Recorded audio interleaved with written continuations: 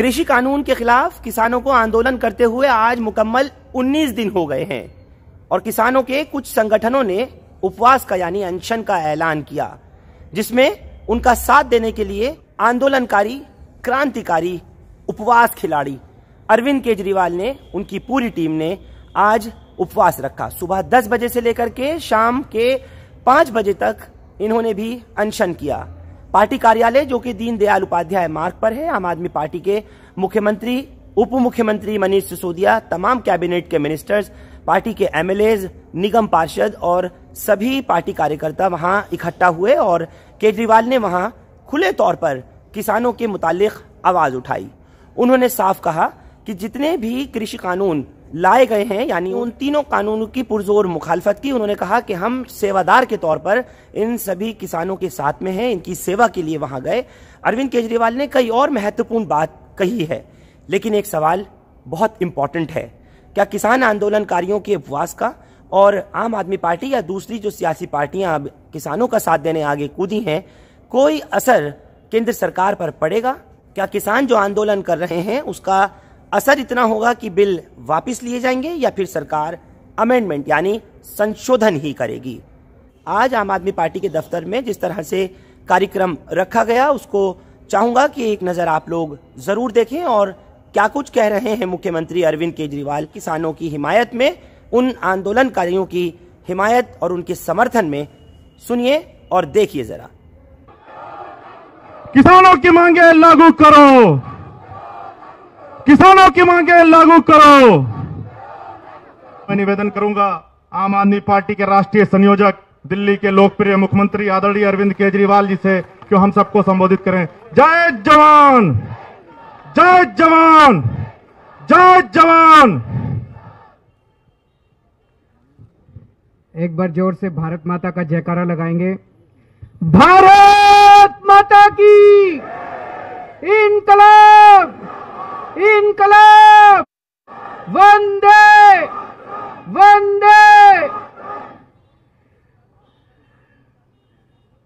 आज पूरे देश भर में जो लोग किसानों के समर्थन में उपवास पे बैठे हैं उनको भी, और जो लोग किसानों के समर्थन में बैठे हैं किसी भी वजह से उपवास चाहे ना कर पाए, उनको भी, सब लोगों को मेरा नमस्कार, सबको मेरा प्रणाम।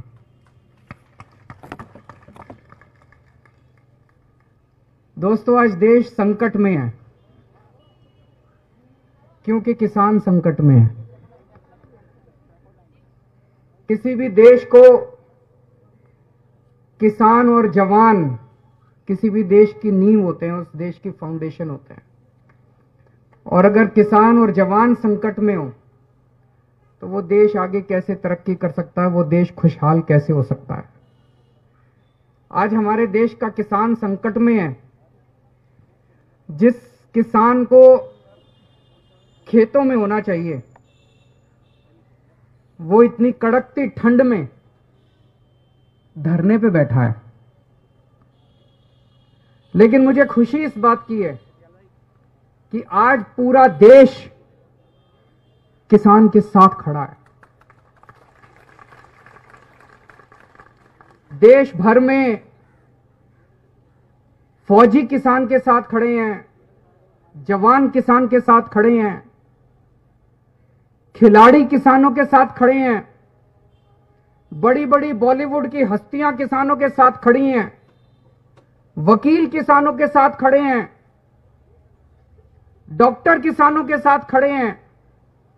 देश भर से जो खबरें आ रही हैं, लोग चाहे सिंघू बॉर्डर ना पहुंच पाए हों, लेकिन आज न जाने कितने अनगिनत लोगों ने, लाखों करोड़ों लोगों ने अपने घर पे उपवास रख के किसानों का समर्थन किया और उनके लिए प्रार्थना किया। आम आदमी पार्टी शुरू से किसानों के साथ है, किसान आंदोलन का समर्थन करती रही है। आज देश भर में कोने कोने में आम आदमी पार्टी के कार्यकर्ताओं ने या तो अपने घर पे और या सामूहिक तरह से कहीं ना कहीं इकट्ठे होकर उपवास किया, किसानों का समर्थन किया। और जब जब जरूरत पड़ी हम लोग बिल्कुल चट्टान की तरह खड़े होकर हम लोगों ने किसानों का समर्थन किया। जैसा भी बताया गया कि जब किसान आंसू गैस के गोले झेलते हुए, लाठियां खाते हुए, वाटर कैनन झेलते हुए बड़े बड़े स्टेडियम में इन लोगों को डाल देंगे, बाहर से ताला लगा देंगे, हम किसानों के साथ चट्टान की तरह खड़े रहे और हमने इनकी फाइल रिजेक्ट कर दी। उसके बाद हमारे कई एमएलए को मैं जानता हूं, हमारे कई नेताओं को मैं जानता हूं, मैंने उनको कह दिया था कोई टोपी पहन के नहीं जाना, कोई झंडा डंडा लेके नहीं जाना, आम आदमी पार्टी का जिक्र नहीं करना। देश बचेगा तो आम आदमी पार्टी बचेगी, किसान बचेगा तो आम आदमी पार्टी बचेगी।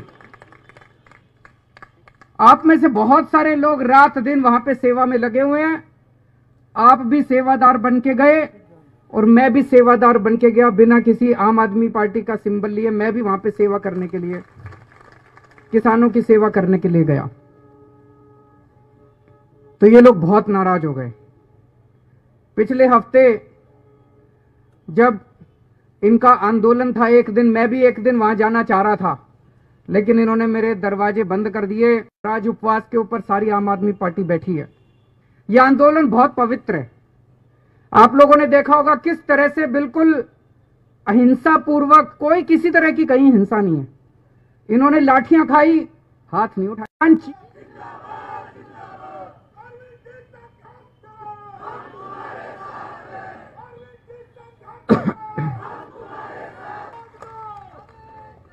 और आप ये सोच के देखो कितने ऐसे किसान हैं देश भर में, एक ही आदमी के दो बेटे, एक किसान बन गया और एक जवान बन गया। गलत तो नहीं कह रहा जी? ऐसे बहुत सारे लोग हैं। कितने परिवार हैं, एक बेटा फौज में और एक बेटा खेत में। अब जब वो फौज में बॉर्डर के ऊपर उनका बेटा सुनता है कि मेरे भाई को आतंकवादी कहा जा रहा है, जब वो सुनता है मेरे पिताजी को आतंकवादी कहा जा रहा है जो यहां सिंघू बॉर्डर पे बैठे हैं, तो उसके दिल पे क्या गुजरती होगी? ये सही नहीं हो रहा। जितने लोग ये राजनीति के तहत किसानों को गालियां दे रहे हैं, किसानों को भला बुरा बोल रहे हैं, मैं उनसे हाथ जोड़ के अपील करना चाहता हूं, ये बंद करें, गंदी राजनीति करना बंद करें। दूसरा, अभी जैसे काफी विस्तार में आपको समझाया गया, ये कानून केवल किसानों के खिलाफ नहीं है, ये कानून इस देश की आम जनता के खिलाफ है। इस कानून के आने से बेइंतहा महंगाई बढ़ेगी।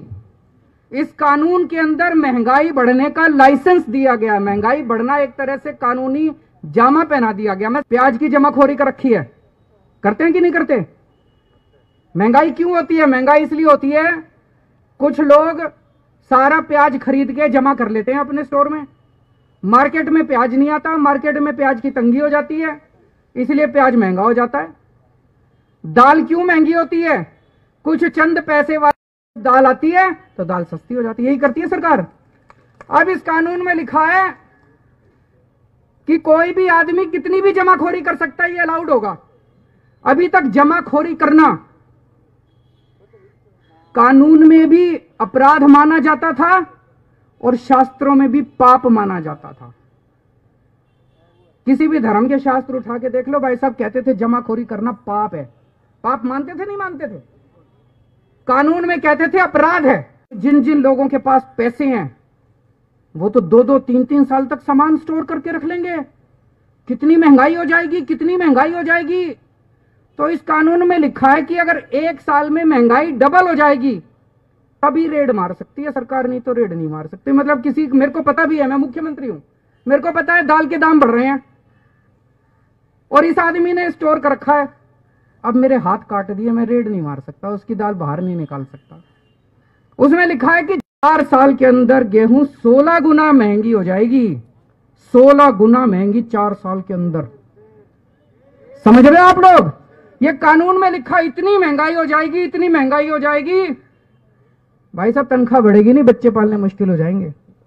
तो ये पूरा कानून किसानों के खिलाफ है आम आदमी के खिलाफ है, केवल और केवल कुछ चंद पूंजीपतियों को फायदा पहुंचाने के लिए कानून लाया गया। तो मेरी सब लोगों से गुजारिश है, ये मत सोचना कि किसानों पे आसान कर रहे हो, कोई आसान नहीं कर रहे। ये कानून अगर आ गए सारे के सारे लागू हो गए, लागू तो हो गए, ये बंद खत्म नहीं हुए। किसान बड़ा एहसान कर रहे हैं तुम्हारे ऊपर जो बैठे हैं वहां पे। इस देश के लोगों पे किसान एहसान कर रहे हैं जो कह रहे हैं ये कानून वापस लो। तो अपने को सबको इसकी खिलाफत करनी है। एमएसपी गारंटी देने वाला कानून इस देश के अंदर लाया जाए।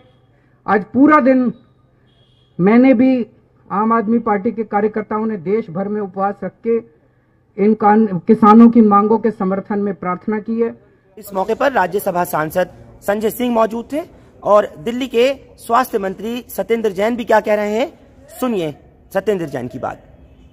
और उसको दिल्ली में आके मजदूरी करनी पड़ती है। उसका कारण है कि धान की खेती में खर्चा आता है 1200, 1400, 1500 रुपए क्विंटल। एमएसपी का रेट है 1850 रुपए। इसलिए कहा जा रहा है कि अगर एमएसपी को डिसमेंटल कर दिया गया तो ज्यादातर किसानों को मजदूरी करनी पड़ेगी। पाबंदी नहीं है कि वो अपनी फसल को फसल आने पे तुरंत बेच दे।